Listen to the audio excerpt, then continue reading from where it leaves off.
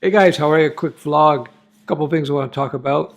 Number one, as you know, I host one of my apps, one of the Studio Web apps I host on DigitalOcean. DigitalOcean is a VPS, virtual private servers, highly regarded, generally speaking, pretty good services. Bare bones though, bare bones, where I use another VPS that has much more turnkey solutions, not as much freedom, but I don't have to worry about a whole bunch of stuff that I have to worry about on DigitalOcean. So it depends on your use case. That said, about a week or two, well, about 2 weeks ago, the physical droplets, as they would call it, basically my physical installation for my virtual server, the hardware failed, and they had to move me from hardware B box, excuse me, they had to move me from box A to box B, box being the physical server, which surprised me because I assumed that for the virtual private servers, they had a cluster of physical boxes where they were powering a whole bunch of nodes like mine, a whole bunch of virtual servers like mine. So if one of the boxes failed, the other boxes would just take on the load.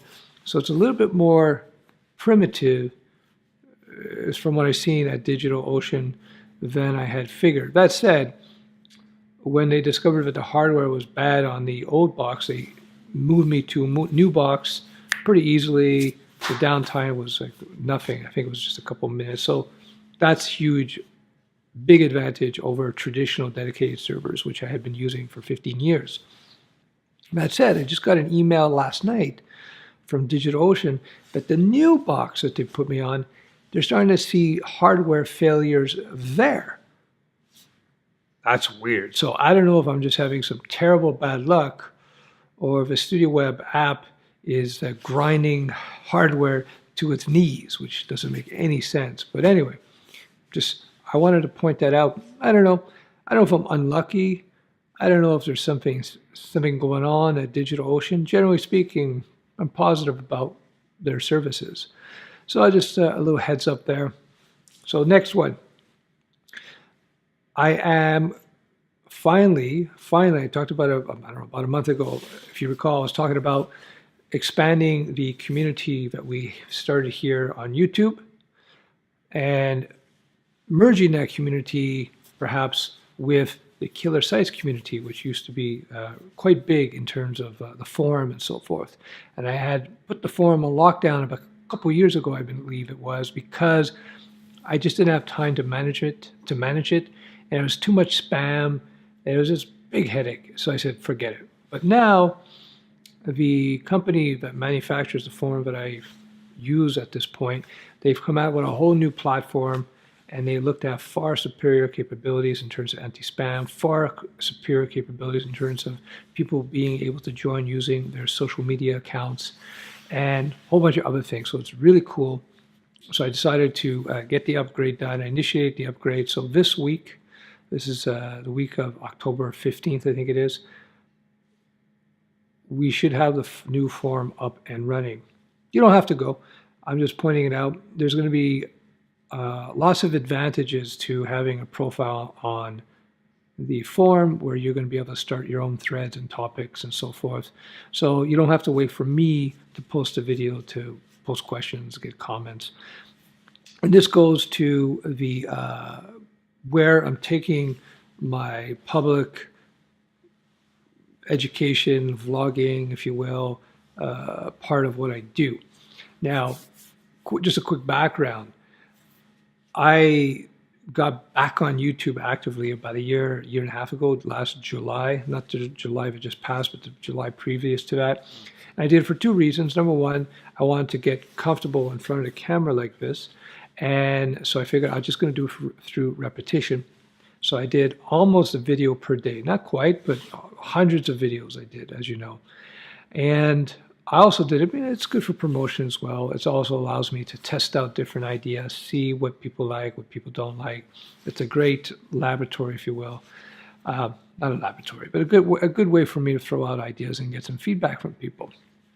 Anyhow, so I am now taking my public work here into the realm of outside of pure coding and development into coding, business development, entrepreneur, career building, financial advice, not financial advice, but financial skill sets, which is related to career, which is related to business, and then of course the psychology behind all this. This is very important. This is something that coders discount, and I did for years as well. They discount the importance of these other factors in terms of you being a great developer or a coder.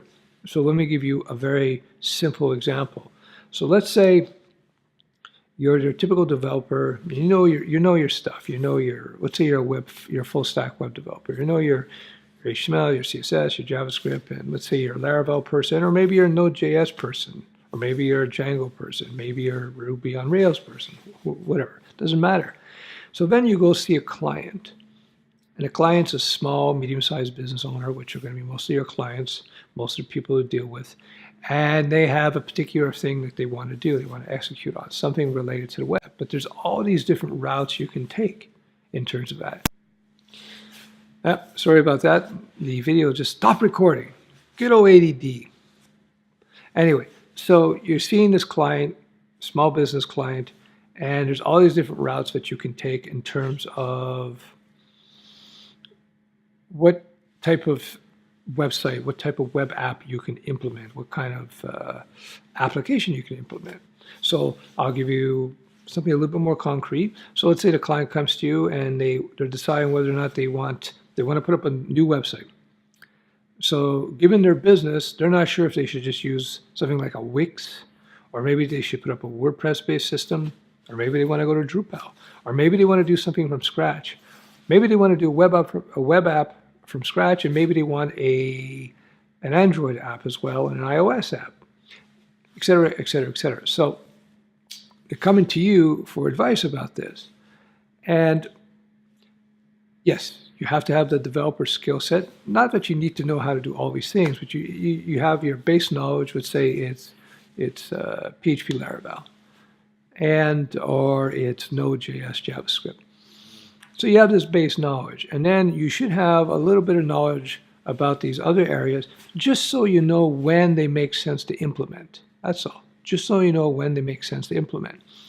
And so you may decide based on what the client comes to you with, it might make sense to do it Node and do it web app. It might make sense to do an Android app. It might make sense to do iOS app. Who knows, right? Now, the great thing from a coding perspective, from a software development perspective, if you have that solid base, that mastery of the fundamentals, what I talk about all the time, then if you're, let's say, a Node.js programmer, and you say, well, we actually got to do something, we got to do an Android app for them because they want an Android app. I'll get into this in a few seconds, how you determine that. Well, because you have your foundation solid, for you to jump in and learn Android development will be pretty easy. You could probably do it pretty quickly. Maybe you can get an assistant to help you on the gig, an Android guy, a guy or a girl, and then all of a sudden you could, you work with them, and within a week you're going to be up and running, writing good code, right? Because if you're a good coder, you're a good coder. It doesn't matter what platform you happen to be developing on. So let's back up. You have this situation. You have clients coming to you, whether it be you're a freelancer, whether you're working for a firm and the client is some other part of a big business.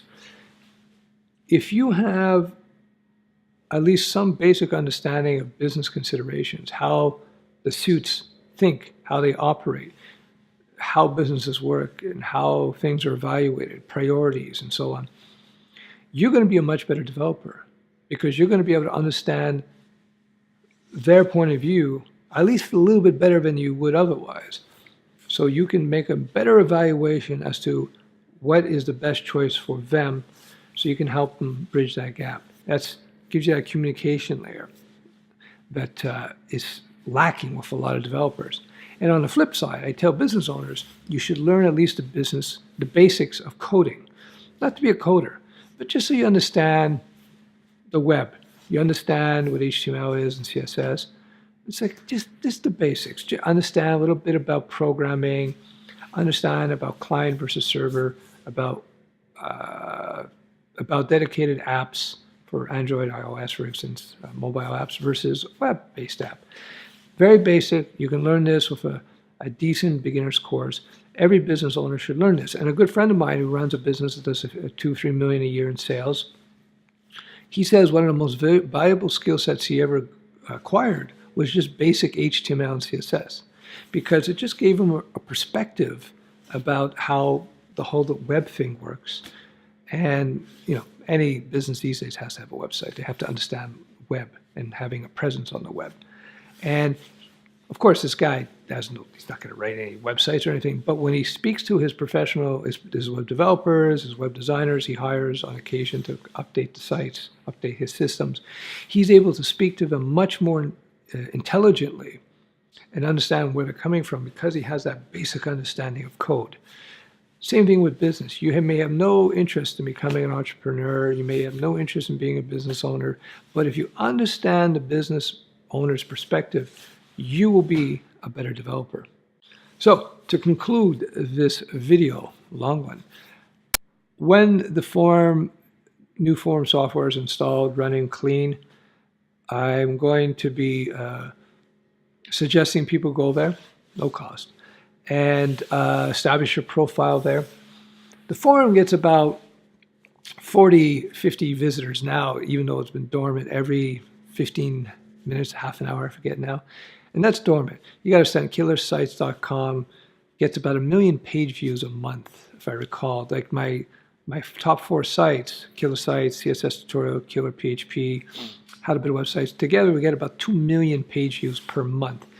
And that's really hasn't been my focus for years. My focus has been my app, my educational app for institutions, Studio Web. Getting back into that, going to develop that community. And it's good to get into a community like that, especially something that has some establishment there, right? KillerSites been around since 1996.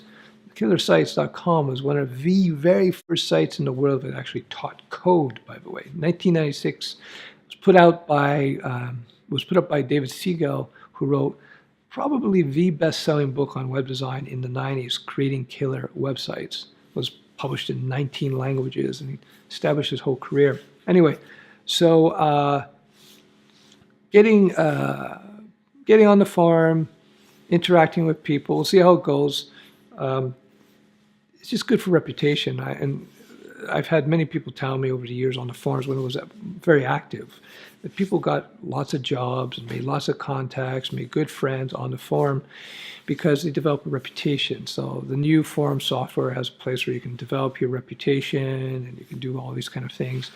And just to let you know, the forum is not going to be dedicated purely to code. I'm really going to be bringing in the business element. I'm going to be bringing in the social media marketing element. I'm going to be bringing in other elements into it for a discussion, because to be myopic and just to be concerned about coding and tech is limiting you in your career or your business opportunities. You want to have a broader vision, and that will really maximize the opportunities for you. There we go. Hey, guess what? The camera did not shut off again. Fantastic. Bye-bye.